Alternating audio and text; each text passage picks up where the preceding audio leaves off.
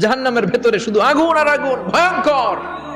বিশ্বনবী বলেন, নারুকুম হাযিহিল্লাতী তুকিদুন, যেই গ্যাসের চুলার আগুন দিয়ে রান্না করে তোমরা রান্না করো, জাহান্নামের আগুন কিন্তু ওই আগুন না।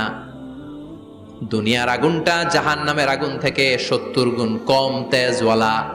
দুনিয়ার আগুন থেকে জাহান্নামের আগুন 70 গুণ বেশি তেজওয়ালা, 70 গুণ বেশি উত্তাপ সম্পন্ন, তেজওয়ালা। এজন্য জাহান্নামের আগুনকে আল্লাহ নামকরণ করেছেন, এটা হলো নারুল্লাহ, আল্লাহর আগুন। কার আগুন? নারুল্লাহিল মুকাদা আল্লাতী তাত্তালিউ আলাল আফইদা। দুনিয়ার আগুন আঙ্গুলে লাগলে আঙ্গুল জ্বলে যায়, দুনিয়ার আগুন পায়ের মধ্যে লাগলে পা জ্বলে যায়।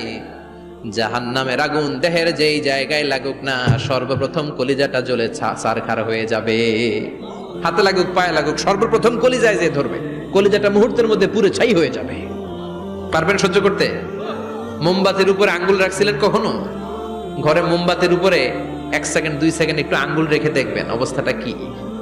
আগুনে পোড়া রোগীদেরকে দেখার জন্য হসপিটালের বার্ন ইউনিটে যাবেন, একটু তাদের অবস্থাটা কি, তাদের জ্বালাটা কি। শুধু চিৎকার আর চিৎকার, প্লাজমা দিয়ে ওরে ঠান্ডা করে, তারপরও ঠান্ডা হয় না। এই আগুন দুনিয়ার আগুনের জ্বালা। বিশ্বনবী বললেন দুনিয়ার আগুনের চেয়ে 70 গুণ বেশি তেজ। নাউজুবিল্লাহ পড়বেন না?